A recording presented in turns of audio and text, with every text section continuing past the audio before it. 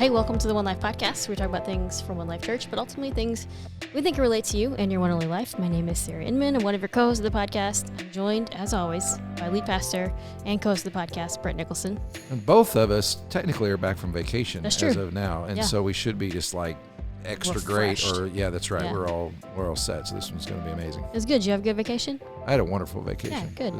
I wasn't ready to leave yet. Yeah. So I understand that. Yeah. But we're here and we're excited to continue conversation we've been doing. Over the past six episodes, I think, or so. And so today our guest is Dean Hall. Dean, thanks for joining us today. Thank you for having me. Appreciate it. Awesome. And Brett, will you tell us a little bit about what we've been doing through this series of the podcast? yeah, through the series, what we've been doing is because of the rise in the racial tension kind of issues that have been going on in our country and around the world since the death of George Floyd, and we just decided to set aside time to say, okay, let's listen, let's listen, let's learn, let's have people who have experienced racism in their lives to come and speak. And we know we have a predominantly white audience, and we want to just have all of us get coached through by people who have really had these kind of experiences. And it's been very, very enlightening and helpful, and that's really the goal. Yeah. Wow. And yeah, it's been something I think I love, just sitting and being able to listen and learn for sure, but also really just get to know people. It's always my favorite thing. I love doing that in general. And so we always love starting out kind of just getting to know you a little bit about you. So we've already learned just before recording that you have a lot of things that you've done, which is really fun. I'm having so That's much right. fun Dean's learning. the Renaissance man. That's how I think of it. What is it? I'll think of his name. It was a cartoon, Commander McBragg. You remember that? Commander McBragg. You don't remember Commander I McBragg? remember the name Come on, man. vaguely. He's done everything. Oh, okay. He's done everything. Commander McBragg. Well, that's Yeah, I wouldn't give you that Commander name, but I McBragg. mean, when I'm talking to Dean, it's like anytime I mention anything, it's like he's got a story and a names he knows and Something he did. Yeah, that's Oh, right. my Oh, yeah, goodness. there was a very eventful life, and that's a good thing. Very That's right. eventful life. Yeah, absolutely. Yeah. Well, tell us a little bit about that. Kind of trace your history. Well, I tell you, probably the best childhood you could have growing up in America. And I think, in Evansville, Indiana, there are some neighborhoods that, and I didn't really know this until there was a documentary on Evansville about, kind of the history of Evansville and stuff like that. Actually, a USI professor and U of E professor got together and put one together. But they talked about the housing communities that were built to house the war effort, workers for the war effort, and they were desegregated. They and I grew up in one of those housing communities, which was the Fulton Square Cedar Hall area. And so it really, I didn't realize it at the time, but it was the type of foundation that gave me just a openness and a awareness of love and appreciation for each other, regardless of skin color. We didn't really see skin color growing up on 1507 Florence is where I grew up, because Right. it was a salt and pepper neighborhood. Right. It really was. I mean, the meanest white lady in the world, we thought lived right across the street. Every time we'd be playing pitch and catch, that's the only way you could all catch really well, because you let the ball go into her yard, you go reach out, grab it. You'd have to go, Miss Griffin, can we have the ball Okay. back? I was going to ask her name, but we just got it. It's Griffin. Oh, she's long gone. This was Okay, back, all right, we're this safe. was back in the '60s now. Okay. And then the meanest black lady in the world, Miss Karen Wright, was on the end of we called her the Wicked Witch of the West Side or whatever. But The West come to Side. find out, they were both nice. You know what I mean? Right. But as kids, Jimmy Bays, I remember he was a white guy that played football at Rex Mundy. We had Tyrone Bragg, I don't know if you remember that name, but he grew up right across the street. He ended up being a news reporter on Channel 14 or Channel 44 way back in the day. He was one of the first in Evansville. He was right across the street. Trent Tucker was a very involved person in the inner city. He actually did all the plays, the Black History plays. And, and I was just, thanks to Kelly Coors. You know Kelly Coors? I don't. I feel like I should. Department of Metropolitan Development. He's kind of a historian. I think he went to Harrison or Memorial, Right. About our age, and he does all this historical stuff about Evansville. And Cedar Hall was where I went to school, was 17% African American, which is pretty high. Right. Typically. I mean, I think Yeah, in it's above Evansville, national average anyway, sure. Evansville, we're about 10%, I think. Yeah. So, and it was working class. My dad was a hardworking person. As a matter of fact, when I grew up, he was commuting to Chrysler in St. Louis to work, because a lot of African Americans back in the day couldn't find real meaningful jobs, locally, even though Evansville had quite a big industry, industry. But he worked for Chrysler and would come home on the weekends, and as a lot of African Americans ended up leaving Evansville, going to Detroit and stuff like that to find work. But my mother was trained to be a domestic, which a lot of African American women, particularly my grandmother, was African American. Well, she was a domestic in Owensboro, Kentucky. Oh, okay. And most people back in that day were trained to either be workers, laborers, or domestics. you Yeah. know. And so our family was pretty typical of that. My mother ended up working as a patrol mom, and then she worked for Pigeon Township Trustee's office for 37 years. My dad started out as a janitor at Old National Bank. I don't know if you know Wayne Henning, was longtime president of the Old National Bank. But they treated my father just like one of the guys, and he ended up working almost 40 years for Old National Bank. And So then and I know you went in the military. Was that right out of high school? well, no. Right out, I guess I was fortunate. Sports was a big part of my upbringing. Grew up playing baseball on the West Side at West Side Nut Club, and then East Side with Babe Ruth. But tennis, Arthur Ashe started a program to introduce tennis into the inner city in the 70s. I came to Evansville in 1973 when I turned 13, and I ended up picking up tennis and, became, pretty good at it, and ended up playing number one for Central as a senior. Then I ended up getting a college scholarship to the University of Evansville. And for tennis, and played number okay. one. Yeah, played number one for U of E as a freshman. Won the conference as a freshman. I still hold some records there. All right. And, Still hold some records. so That's right. You heard it right here. Told you. So I was really, really blessed to, be introduced to tennis and excel in tennis, that type of thing. And ended up playing. I played a few professional matches right after college and everything. And then, but I wasn't a Christian at that time. I was playing in an R&B band, one of the most popular R&B bands in the area, the Dynamic Tight Band. Oh. And, Dynamic Tight we were, Band. We were kind of like the funk band era. Sure, yeah. Cool in the guys. I have seen those pictures, by the way, which I really love. They always used to make me wear that one outfit. I I didn't want to wear it, but I had to stay in the band. But we played a lot of the, funkies back in the day. Oh, yeah. Places Some like of us that. remember funkies, yeah. Yeah, we were the Cool in the Gang cover band. Sure, yeah, that's right. Play Play trombone. stuff like that. Can So I I told find you that he's already- online still? Yeah, you can. All right. We got about he 4 or sent me a 5 YouTube songs thing. Yeah. online. right. The old Tight Band playing live at Funkies, as a matter of fact. Oh, yeah. And but then I grew up in the church, and I grew and as many particularly the black church was so instrumental in our foundation as young people. You know what I mean? It was every Sunday. I don't remember missing a Sunday going to church until my freshman year at U of E. That was the first Sunday I missed. Oh my goodness, yeah. So as a matter of fact, one of my first recollections of life was in the church. And the church, particularly the black church, for us was just a place where we heard about the Lord, and we heard all the stories, Good Samaritan, all the stories. So it was really something. And then seeing it lived out practically in a place at Cedar Hall where we didn't see color. I mean, I'm telling you, we didn't see color. We had Norm Hurd. He ended up going to Wrights. He was our PE teacher, Mr. Bain, Mr. Kendall, Mr. Cheeks. I mean, we had teachers that, even though they were white, we didn't even see them as being white. We just saw them as being teachers that were concerned about us. Yeah. You know what I mean? And so I didn't really know that we were a different color until I got to Central. Okay, because that's a question that we've been asking everybody, is like your first memory of, that was racism. Yeah. What was Well, that? Central, I'll tell this funny story. Oh, no. And it's a true story, but I believe that. I was blessed to be on, do well academically, so I was in the algebra in my freshman year at Central. And there were 2 African Americans in the class. Tony Kraft, who's unfortunately passed away, but I was in the back of the class, and the teacher kept asking if anyone knew the question answer that was on the board. I mean, the question was on the board. He kept going down the line. Everybody was getting it wrong, and then they got to me, and I answered the question. I didn't think anything of it, And then I felt the whole class turn around and look at me.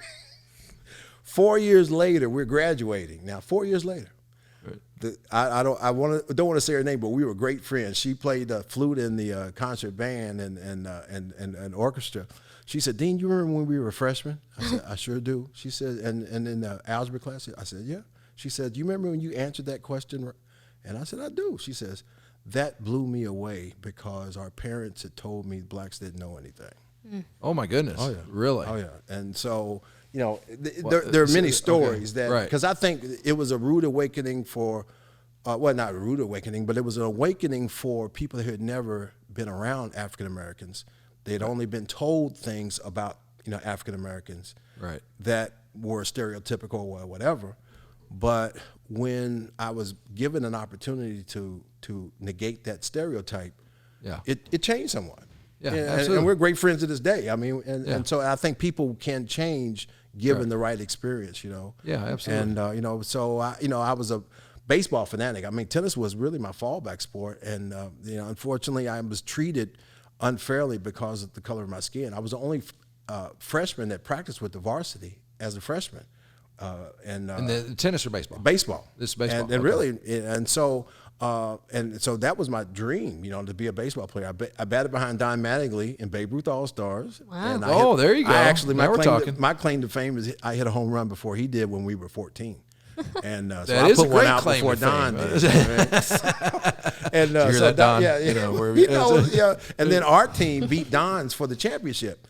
And we had 3 African Americans on, there's like 5 in the whole league, and we had 3 on one team. Yeah. And we beat his team for the Babe Ruth championship. And all right, that's all right. That works. Yeah, so we had a great coach, Gerard Benty. Yeah. I know Daryl Benty from U of E. He was the equipment trainer for years. One of these times you're going to ask me somebody I do know. But to be clear, though, I've Dean known knows everyone. Blackburn was on my team. Dean knows everyone, though. But Kyle He's done Bird, everything. these are Harrison guys. You should probably okay. know. Well, I've Harrison, known all these names, so I don't know. So anyway, when I was at Harrison, I was in a fog and I knew no one. Yeah, but I was just talking to Scott Gillis. Gillis wins cycle. Right. Oh, sure, yeah. Well, that one I do. Greg was on our tennis team. Okay. And Bill Asbury was our tennis coach, and Bill Asbury just unfortunately passed away. But you're talking about someone who treated me like a son. Yeah. And he did. And and that's what really you had. I was being treated unfairly in baseball, but then I had a person in tennis that treated me with kindness and everything. And then Mike Owen, I don't know if you heard that name. Louise Owen, Archie Owen, Bossy. You didn't get outside, did you? She get outside. Louise Owen was probably one of the best, in her age I've group. heard of Archie. And then Archie was, and Mike Owen played tennis at Murray State. He was a football quarter, and he's a white. Leanne Owen was the second person to put a tennis racket in my hand. Wow. Darlene Bossy was the first. So in the tennis world, you didn't experience racism? Oh yeah, I did. As a matter of fact, I told you that story about going up to Jasper and always being called the N-word when you came to Jasper. Yeah, you did tell me that story. Yeah. So, but he didn't. Yeah. But I'm not a huge fan of Jasper either. I'm from Washington. You're from Washington. Washington and Jasper were rivals. And that's a little bit different. It's a little different. And Washington. But guy named Kevin Cassidy, we were freshmen we were the same age, and we used to have some knockdown dragouts. I'm telling you, we had some tough matches, and you could tell he didn't want to lose to me because I was black.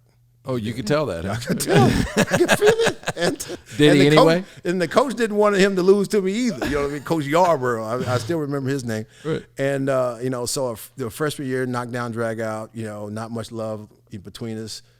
Next year, I think he beat me our freshman year. Sophomore year, it's still tight, but I think I would start winning. And then by the time I was a senior, I was pretty much.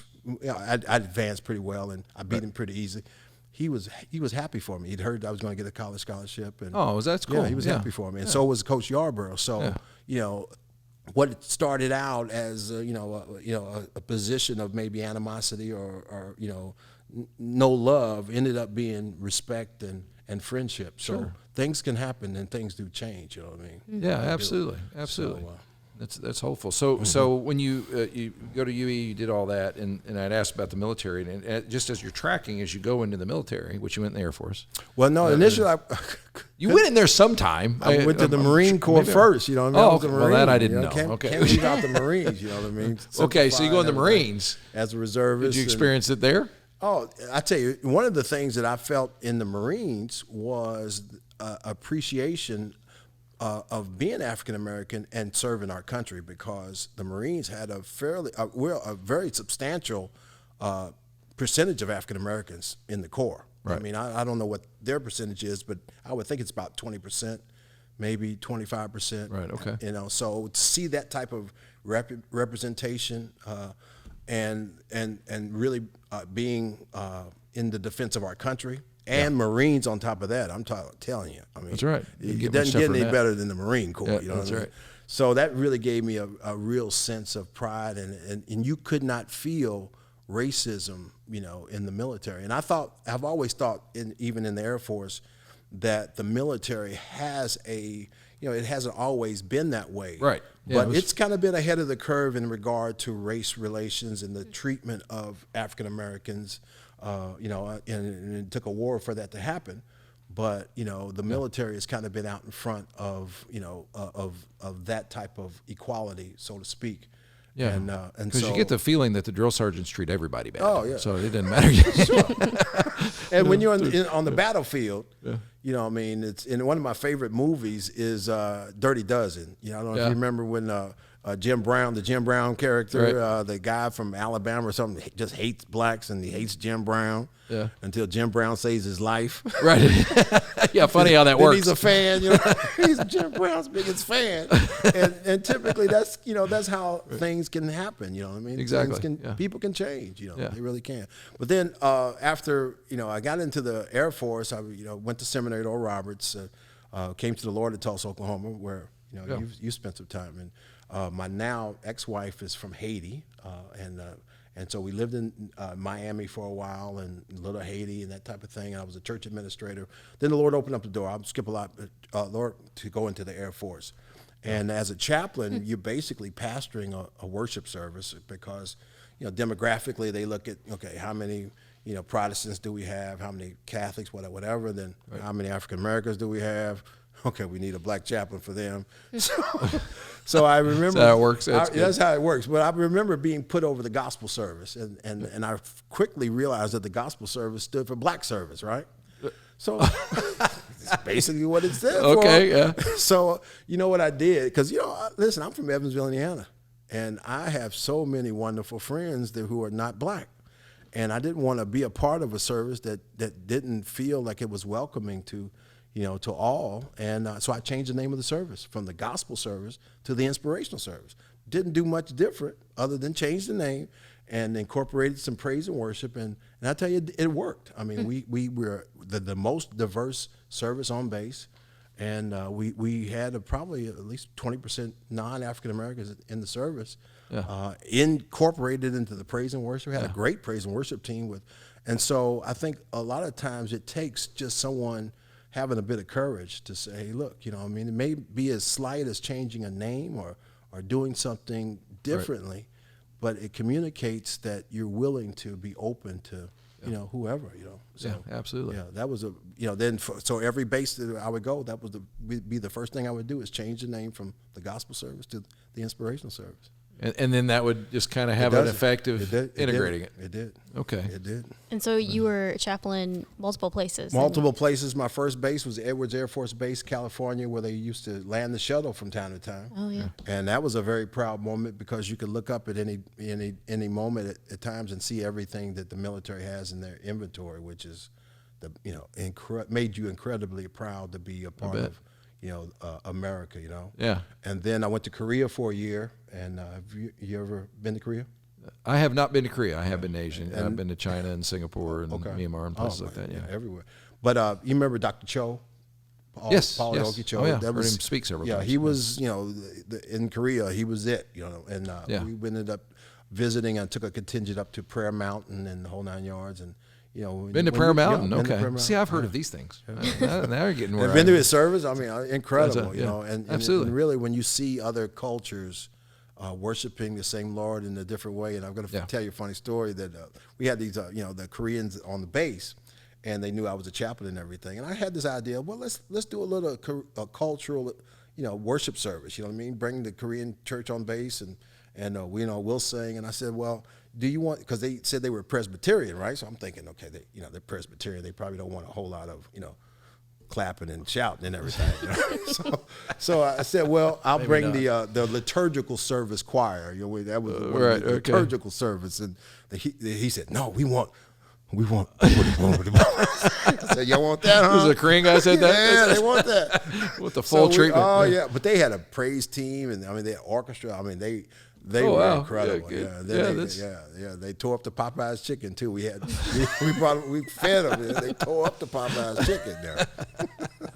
So people are people, That's right. And it's Popeye's chicken. Yeah, I mean, come on. chicken. That's right.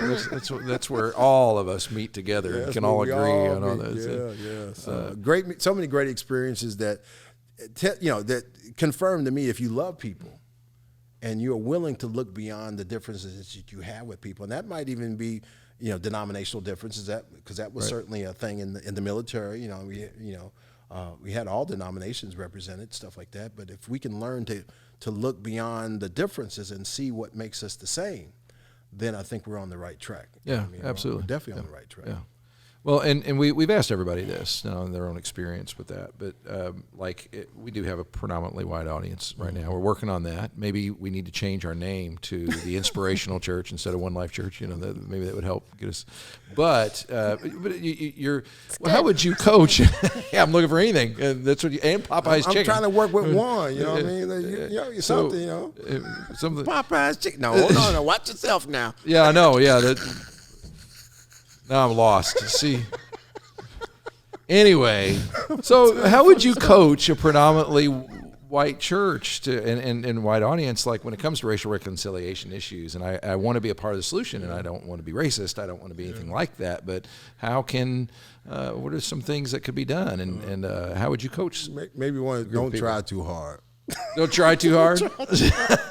What does that mean? I'm just teasing you. I mean, a lot of times you can, I think the organic getting to know is better than the forcing, or just trying to push it, you know what I mean? Because a lot of times people, they want to be in their comfort zone and they don't want to go too far out of it. They might venture out a bit. So I think that, doing things and just recognizing that, we are different and there are differences, but, a lot of our, the same things you enjoy, I probably enjoy, what I mean, in certain respects. Right. And so I think if we can meet on or at certain activities and events and things that we can see eye to eye on, then hopefully there's an organic sense of, wanting to get to know someone. Because I think that's before you get to know someone, you have to want to get to know someone, Yeah. So we got to whet the appetite a bit. Yeah. But I think the main thing is, one is just, loving your neighbor as yourself, you know what I mean? And then who is your neighbor? The neighbor is a person that doesn't look like you possibly, and whatever. Yeah. And then having the courage, because the story of the Good Samaritan, I mean, there were, a religious priest that had a chance, but he walked on the other side, and he had other people that intentionally avoided someone who obviously was in need, but the Good Samaritan, he went beyond, and so I think that we have to be willing to go beyond in certain ways of communicating, love, unconditional love for each other. You know what I mean? Yeah, I think if some in the white community, I think there might be a perception that there's mistrust coming from those within the black community. Well, and you've talked about, you have a lot of relationships with a lot of people that are white and all that. So do you think that's true? And I think if it is, it's because people have not had the experience of having the opportunity to trust someone. I mean, a lot of times, right. You can mistrust someone from a distance, but if you have an opportunity to get to know someone, I think people can make up their own minds, whether or not they can be trusted. So I'm, atypical, and many of us are atypical in the fact that we did have a lot of interaction with whites growing up that gave us a perspective, more of a perspective of openness. So the same time you might have a few that you can't trust, I tell you, I have, more than a few that I can, So I think that, if we focus, to me, if we focus more on, giving opportunity to trust each other rather than building a wall that because of the past, we're not going to trust each other or whatever, I think we'll have a great opportunity to ultimately come together, Yeah. Yeah, we will. Well, and we heard this said a lot, and I know you're, among other things, one of the things you serve as an associate minister at your church, which is Zion Baptist. We've had Keith on, and Sure. And you do that somewhere in there when you're doing these other things.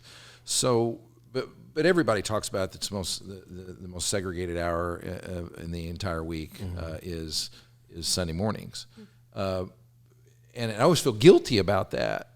But on the other hand, I'm not exactly sure what to do about that because there are cultural issues, and no one's against anybody. Sure It's just, but any thoughts on about how to bridge those divides or try to do things that might solve that? You know what I'm asking? Yeah, I mean, I do, and I think that there's so many things that are possibilities, but one, you are who you are. I mean, you like the kind of music you like because that's who you are, you know what I mean? And there are people that gravitate to a worship style. And I think that's primarily where our differences are. Our differences are more in worship styles, right? And, what we relate to from that, element, So, a little bit of an infusion of music style or a different worship style at times that, might just introduce an element, of, right. A different way of expression. I think that we all get comfortable with our own way of expression, and that's white and black, you know what I mean? Sure. And so I think that we can find ways of really finding, avenues where, because we sing the same songs. I don't know if you knew that. No, I didn't know that. We do. We sing the same songs, but y'all. What were you about to say? Y'all clap. Y'all don't play them as well? Y'all, listen. I don't say all that now. Y'all got some good musicians now. But when I remember when I was at Oral Roberts, the white brothers and sisters would clap on the 1 and the 3, and we clap on the 2 and the 4. You know what I'm saying? Yeah, that's right. And there would be like a little tension between, okay, which one is right now? Which one is right? Well, which one's better? I can tell you. It's what you do. Yeah. Mr. Sprinkle, my white school teacher, music teacher, would tell us the 2 and the 4. That's funny. That's the appropriate one. But every once in a while, you just got to go with the 1 and the 3. You know what I mean? Yeah, you do. That's right.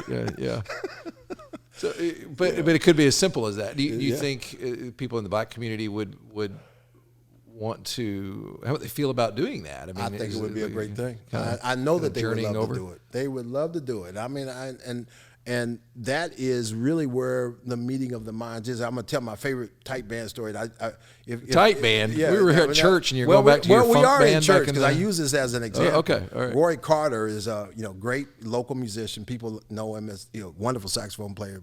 And we were in a tight band, and we were playing in the Club Paradise for the first time. And the Club Paradise is black club. Okay. So Roy's the only white dude that's coming in this club, right? You know what I mean? So he's setting up in the band, and guys were giving him a bad look. They said, "What's he doing in here?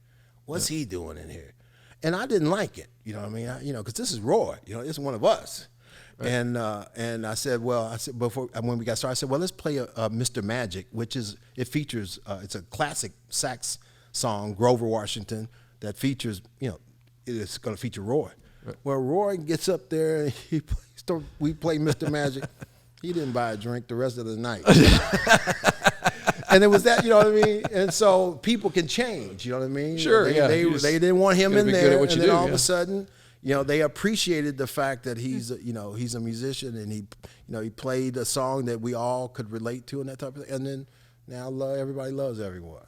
But because it doesn't come across as passionate and white churches, do those in black churches interpret that as a lack of passion or lack of being fired up for the Lord or anything? I think it just, there's a lot of experiences that, unfortunately create a depth of emotion that, kind of correspond to that emotional release through music. Right. That, maybe, I don't say that, whites don't go through difficult situations, you know what I mean? Right. But I was, who was I thinking? I saw a comedian on, and he said, it's the black people that invented the blues. We invented the blues. So we have a unique, interpretation of life. Right. Yeah. Well, that makes sense. You know what I mean? Sure. But as you see, the day changing, that there are a lot of whites that are going through the same things. They're being downsized. Right. Their jobs are being lost, and the economy or whatever. So they're experiencing some of the same things that we've experienced, on a daily basis. A daily basis. So invented the blues. Yeah, I know what you mean. Y'all singing the blues now too. You know what I mean? Stevie Ray Vaughan and all of that. There's a lot of good music coming out, right? Yeah. So you know what I mean. And so when we learned that we do have the same experiences, right. and how we express those experiences or release those, feelings that we have through experiences, I think that's where the coming together. Because it's just so I hate to keep ramming on about it, but I think that if we just try to experience each other and experience the love that God has for us and we can have for each other, everything's gonna be all right. Well, that's a pretty good way to transition to what I want to kind of close up with, because I want to make sure we talk about the Evansville Community Development Annex. Thank you. And I'd love for you to tell us a little bit more about that. You were telling me before we started recording, and just tell us a little bit about what that is. Well, it's the old Laborers Hall. They built it back in the 50s. It looks like a school. It's located at 315 Taylor. The police were using it as a substation. It's right in the heart of the urban community on the south side, near Riverside and Kentucky, not too far from it. No, I'm sorry, Riverside and Governor. Okay. And it's a mix of kind of for-profit, non-profit entities. I really believe that economic development is one of the the avenues that the black empowerment or black actualization can come forward. When I was growing up, there were a lot of African American businesses in the urban community. And I think we've kind of lost track of having that entrepreneurial mindset, but it's coming back. So we have a facility where we've got several small businesses. Danny Thomas has a boxing and fitness gym upstairs. He was a local boxer that made it kind of big. He was ranked in the world in the, oh, wow. I think, middleweight. His brother was a boxer, I think in the heavyweight or light cruiserweight. We've had several boxers that have kind of made it on the national scene. So we have a boxing gym. We have like 100-seat venue. Actually, that way we've done comedy shows, jazz. I do gospel music myself, and then I do instrumental jazz. Wow. And we try to keep it positive. No vulgar or violent music. And we have remember back racks. Oh, sure. Menswear. Yeah, I do remember that's that. how I left Evansville. I opened up a store for them in Tulsa, Oklahoma. Oh, okay. Yeah. And so we have a men's clothing, or it's a clothing consignment called Back on the Rack. Okay. And so how clever. Yeah, use that name. That's good. Back on the Rack.